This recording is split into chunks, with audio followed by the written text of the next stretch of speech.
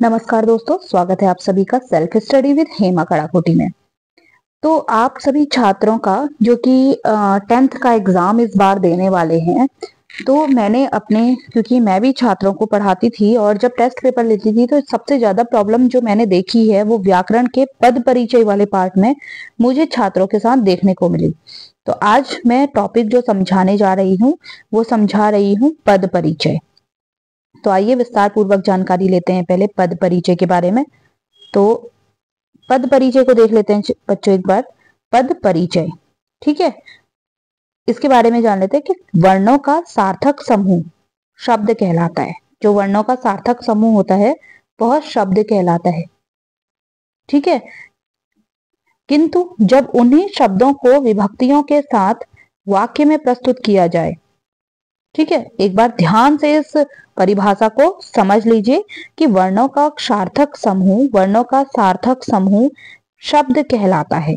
किंतु जब उन्हीं शब्दों को विभक्तियों के साथ, वो जो शब्द हैं उन शब्दों को विभक्तियों के साथ वाक्य में प्रयुक्त किया जाता है, तब वे शब्द पद कहलाते हैं। क्या कहलाते हैं? वही शब्द फिर क्या कहलाते हैं? पद कहलाते हैं, ठीक है। तो फिर से एक बार देख लीजिए आप कि पद परिचय क्या है। वर्णों का सार्थक समूह शब्द कहलाता है। जो वर्णों का सार्थक समूह है शब्द कहलाता है, किंतु जब उन्हीं शब्दों को विभक्तियों के साथ वाक्य में प्रयुक्त किया जाता है तब वे शब्द पद कहलाते हैं। पद कहलाते हैं। पदों के उदाहरण अगर हम देख लें, ठीक है, पदों के उदाहरण देख लें तो राम, पुस्तक, बच्चे, ठीक है, शब्द के उदाहरण देख लेते हैं, राम, पुस्तक और बच्चे, ठीक। अब हम इसको पद के उदाहरण देख लेते हैं। राम पढ़ता है, एक पद है, राम पढ़ता है। उसने पुस्तक खरीदी, बच्चे खेल रहे हैं। ये सब क्या है? पद के उदाहरण है। ऊपर आप देख सकते हैं शब्द के उदाहरण। शब्द में यहाँ पर राम है, यहाँ पर पुस्तक है, यहाँ पर बच्चे हैं, ठीक है। अब इसमें हम देखते हैं पद के उदाहरण में राम पढ़ता है। क्या होता है? राम पढ़ता है। किसके पढ़ने की बात हो रही है? राम की। उसने पुस्तक खरीदी, किसने पुस्तक खरीदी? उसने। राम ने पुस्तक खरीदी या फिर उसने पुस्तक खरीदी, तो यहाँ पर सर्वनाम का प्रयोग किया गया, उसने पुस्तक खरीदी। बच्चे खेल रहे हैं, ये क्या है? ये पदों के उदाहरण है। क्या है दोस्तों? पदों के उदाहरण है।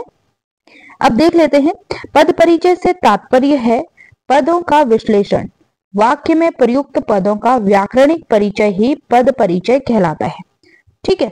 अब इसमें देख लीजिए, ये मैंने आपको पदों के उदाहरण दिए, उससे पहले मैंने आपको जो उदाहरण दिया वो दिया किसका उदाहरण? ये क्या हो गया है? कलरफुल हो गया है, कलरफुल सब लाइनें इधर उधर हो गई हैं, ठीक है। इससे पहले मैंने उदाहरण दिया था आपको शब्दों का और उसके बाद उदाहरण दिया पदों का। अब हम पद परिचय के बारे में जान लेते हैं। पद परिचय से तात्पर्य है पदों का विश्लेषण।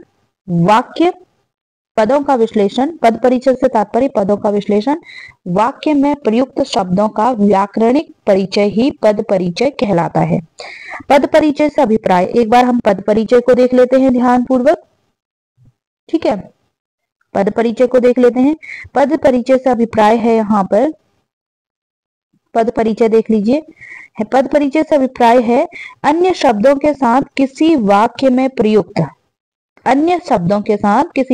प्रयुक्त संज्ञा, सर्वनाम, विशेषण, क्रिया विशेषण, संबंध बोधक, समुच्चय बोधक अथवा विस्मयादि बोधक आदि शब्दों का जिस रूप में प्रयोग हुआ है उन्हें स्पष्ट करना ही पद परिचय कहलाता है। आपको मैंने अभी बताया कि आपने देखा वर्ण का सार्थक समूह शब्द कहलाता है, किंतु उन्हीं शब्दों को विभक्ति के साथ वाक्य में प्रयुक्त करना ही क्या कहलाता है? तब वह शब्द पद कहलाते हैं। मैंने आपको शब्दों के उदाहरण दिए, मैंने आपको यहाँ पर पदों के उदाहरण दिए, ठीक है। अब ये कह रहे हैं पद परिचय से अभिप्राय है, कह रहे हैं कि पद परिचय क्या है? पद परिचय से अभिप्राय अन्य शब्दों के साथ किसी वाक्य में प्रयुक्त कोई भी वाक्य में प्रयुक्त जो संज्ञा है, सर्वनाम है, विशेषण है, क्रिया विशेषण है, संबंध बोधक, समुच्चय बोधक आदि अथवा विस्मयादि बोधक आदि शब्दों का जिस रूप में, वो जिस रूप में भी वहां पर प्रयोग में लाए गए हैं उनको स्पष्ट करना है, उनके बारे में बताना है कि वाक्य में क्या संज्ञा है, क्या सर्वनाम है, क्या विशेषण है, क्या क्रिया विशेषण है, क्या संबंध बोधक है, क्या समुच्चय बोधक है। ये सारी चीजें हमें क्या करनी है, स्पष्ट करनी है। छात्रों ध्यान से सुन लीजिए कि ये सारी चीजें आपको शब्द में आए सर्वनाम को, संज्ञा को, विशेषण को, क्रिया विशेषण को, संबंध बोधक को, समुच्चय बोधक अथवा विस्मयादि बोधक, इन सारी चीजों को आपको क्या करना है, स्पष्ट करना है। यही क्या कहलाता है, पद परिचय। पद परिचय का रूल है कि हर एक पद जो भी उस वाक्य में आया है उसको आपको स्पष्ट रूप से क्या करना है, बताना है। ठीक है, अब हम बात करते हैं किसी पद का परिचय देने के लिए उस शब्द अथवा पद का भेद, उपभेद, लिंग, वचन, कारक, कर्ता आदि के संबंध का परिचय दिया जाता है। किसी भी पद परिचय मतलब पद के बारे में बताने के लिए उस शब्द का मतलब जो भी वो शब्द आप बता रहे कि संज्ञा है, तो संज्ञा है तो कौन सी संज्ञा है, जातिवाचक संज्ञा है, व्यक्तिवाचक संज्ञा है, या फिर समूहवाचक, जो भी आप भाववाचक संज्ञा है, या फिर आप इसके भेद उपभेद ये भी बता सकते हैं। आपने बताया कि संज्ञा है, लिंग है, लिंग कौन सा है, वचन कौन सा है, एक वचन है, द्विवचन है, बहुवचन है। ठीक है, आपने कहा कारक, कारक के आधार पर कौन सा है, ठीक है, उसमें कर्ता कारक क्या है, तो इन सारी चीजों का आपको बताना है। पद परिचय करते समय निम्नलिखित बातों को ध्यान में रखा जाना अत्यंत आवश्यक है। जब आप पद परिचय, आपके पास टॉपिक आएगा, ठीक है, एमसीक्यू में आते हैं, 4 क्वेश्चन आते हैं पद परिचय से, ठीक है, उसमें अगर आपके पास आया तो पद परिचय कि इस पद में कौन सा, इस पद को अलग कीजिए, या पद परिचय कौन सा सही पद परिचय है, इस तरीके से एमसीक्यू टाइप क्वेश्चन आते हैं। उसमें आपको समझना है पद परिचय करते समय निम्नलिखित बातों को ध्यान में रखा जाना अत्यंत आवश्यक है। प्रत्येक पद को अलग करना चाहिए, जो पद है ना उसके प्रत्येक पद को क्या करना है, हमें अलग करना है। प्रत्येक पद का प्रकार बताना है, ठीक है। वाक्य में उसका दूसरे पदों से संबंध भी बताना है, आपको पता होना चाहिए जो पूछा जाएगा तो वाक्य में उसका संबंध भी बताना हमें आना चाहिए। वाक्य में उसका कार्य बताना है कि वाक्य में वह कार्य क्या कर रहा है। पद परिचय के भेद का उदाहरण सहित विवरण देना है, ठीक है। अब हम बात करेंगे पद परिचय का उदाहरण सहित विवरण। अब हम इसके बाद इसको जानेंगे कि पद परिचय का उदाहरण सहित हम विवरण देंगे यहाँ पर, ठीक है। पर आपको ये समझ आ गया है,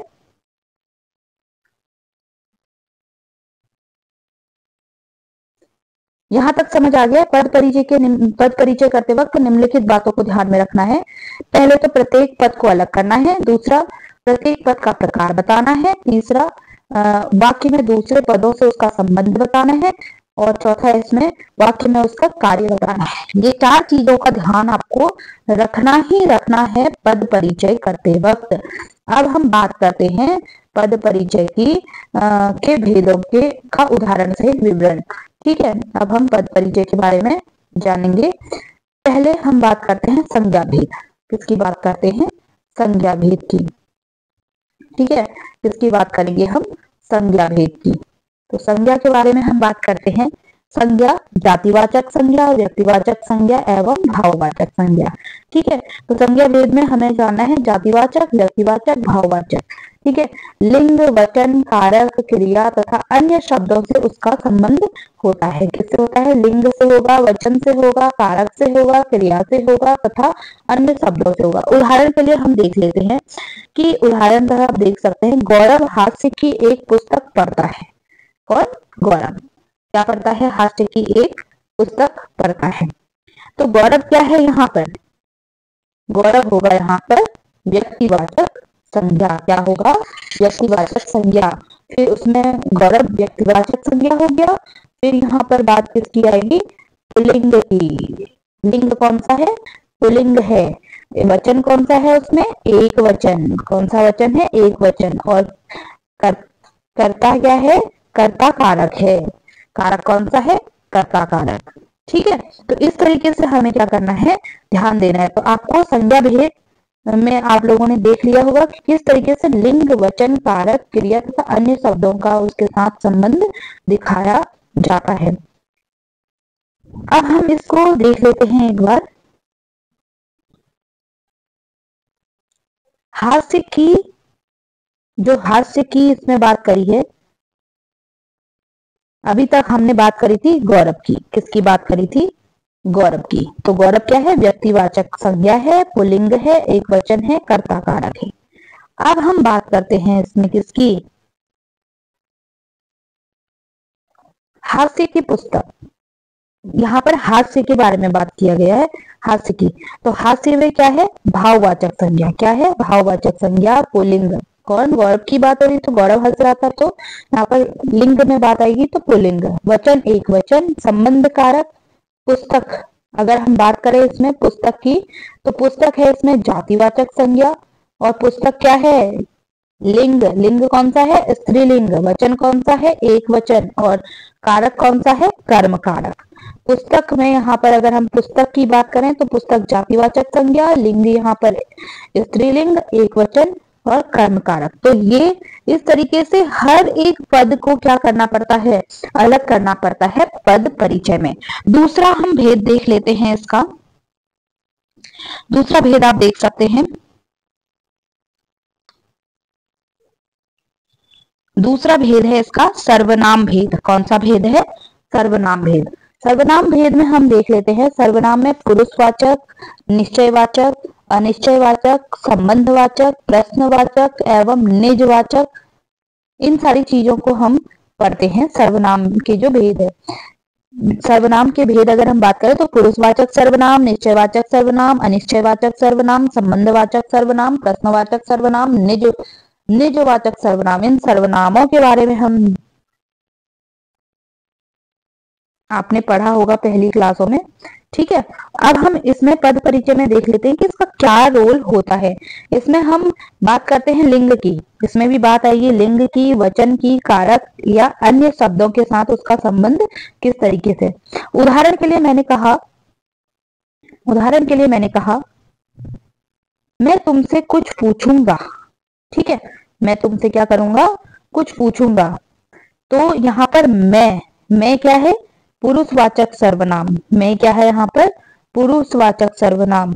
और कौन सा पुरुष? उत्तम पुरुष। कौन से? मैं की बात हो रही है ना यहाँ पे। तो मैं, अगर मैं यहाँ पर बात करी गई है तो पुरुषवाचक। पूछूंगा, पूछूंगी होता तो स्त्रीवाचक होता। ठीक है, लेकिन यहाँ पर क्या है? सर्वनाम। यहाँ पर सर्वनाम है पूछूंगा। ठीक है, तो यहाँ पर क्या लिंग कौन सा होता? नहीं तो पूछूंगी होता तो लिंग यहाँ पर कौन सा होता है? स्त्रीलिंग होता। लेकिन यहाँ पर कौन सा है? पुरुषवाचक सर्वनाम है और लिंग भी यहाँ पर क्या है?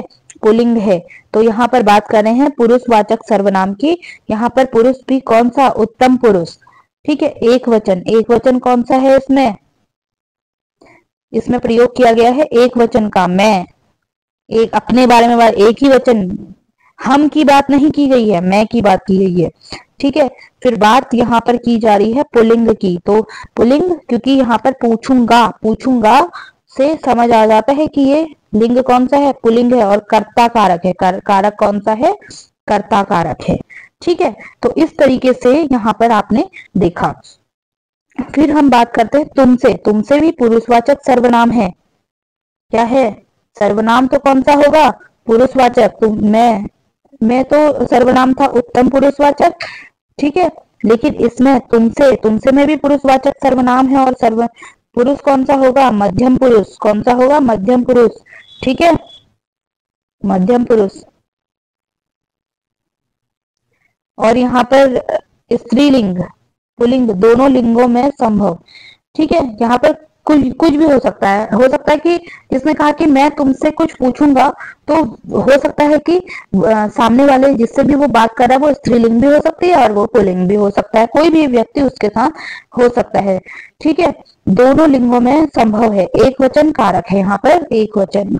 ठीक है, वचन एक है और करण कारक कौन सा है? करण कारक। ठीक है, कुछ अनिश्चयवाचक सर्वनाम। कुछ यहाँ पर क्या है? कुछ अगर हम यहाँ पर कुछ को ले लेते हैं तो अभी हमने तुमसे लिया, अब हम बात करते हैं यहाँ पर कुछ। तो कुछ यहाँ पर क्या है, जो कुछ शब्द आया है ना इस वाक्य में, कुछ शब्द है यहाँ पर अनिश्चयवाचक सर्वनाम। क्या है, अनिश्चयवाचक सर्वनाम। लिंग कौन सा है, पुल्लिंग। वचन कौन सा है, एक वचन। कारक कौन सा है, कर्म कारक। इस तरीके से हर एक पद को विश्लेषित करना होता है पद परिचय में। जैसे मैंने आपको करके दिखाया अभी कि मैं तुमसे कुछ पूछूंगा, तो मैंने मैं को भी विश्लेषित करा कि मैं में यहाँ पर क्या है, मैं में यहाँ पर क्या है। ठीक है, मैं में यहाँ पर पुरुषवाचक सर्वनाम है, और वो भी कौन सा, उत्तम पुरुष। एक वचन है, लिंग कौन सा होगा, पुल्लिंग होगा। कारक कौन सा होगा, कर्ता कारक होगा। तुमसे शब्द अगर इसमें आया है तो तुमसे में पुरुषवाचक सर्वनाम, मध्यम पुरुष। लिंग कौन सा, पुल्लिंग। ठीक है, और पुल्लिंग और स्त्रीलिंग दोनों हो सकता है इसमें, तुमसे की बात करिए। और वचन कौन सा, एक वचन। कारक कौन सा, करण कारक। ठीक है, अब हम बात करते हैं इसमें आगे विशेषण के भेद। ठीक है, इसकी बात करते हैं, विशेषण। विशेषण के भेद, गुणवाचक विशेषण हो सकता है, संख्यावाचक विशेषण हो सकता है, परिमाणवाचक विशेषण हो सकता है, सार्वनामिक विशेषण। 4 प्रकार के विशेषण होते हैं। इसमें लिंग भी देखना होता है, वचन देखना होगा, कारक देखना होगा। ठीक है, विशेषणानुसार विशेष्य ही देखना पड़ेगा। उदाहरण के लिए मैंने एक वाक्य दिया आपको, मैंने कहा मेरे बगीचे में 2 नीले फूल हैं। मैंने कहा मेरे बगीचे में कितने नीले फूल हैं, 2 नीले फूल हैं। ठीक है, उदाहरण के लिए तो 2 यहाँ पर क्या होगा, संख्यावाचक विशेषण। 2 यहाँ पर क्या होगा, संख्यावाचक विशेषण निश्चित है। कितने, 2। ठीक है, फूल क्या है यहाँ पर, विशेष्य के रूप में कार्य करेगा। नीले क्या है यहाँ पर, गुणवाचक विशेषण। नीला क्या है, रंग बताया गया है। विशेषण कौन सा बताया गया है, नीला, पीला, हरा, लाल। तो यहाँ पर इसकी गुण बताया गया है कि ये कौन सा है, नीला जो रंग वाला बताया गया, तो इसके गुण की बात की गई है। तो गुणवाचक विशेषण और बहुवचन एवं पुल्लिंग। ठीक है, तो इस तरीके से अब हम बात करते हैं क्रिया की। ठीक है, क्रिया के भेद जान लेते हैं। अकर्मक क्रिया एवं सकर्मक क्रिया। ठीक है, इसमें हमें जानना होगा धातु, वाच्य एवं काल। ठीक है, इसमें भूतकाल भी हो सकता है, इसमें वर्तमान काल एवं भविष्यत काल, काल के उपभेद सहित। ठीक है, इसमें लिंग वचन, इसमें लिंग भी देखा जाएगा, वचन भी देखा जाएगा, कर्ता भी देखा जाएगा एवं आदि कर्म आदि का संबंध भी इसमें देखा जाएगा। ठीक है, अब बात करते हैं, इसमें उदाहरण देख लेते हैं, क्रिया का उदाहरण देख लेते हैं। क्रिया का उदाहरण देख लेते हैं, ध्यानपूर्वक सुनिएगा, कंफ्यूज मत होइएगा, क्योंकि मैंने देखा है कि मैंने भी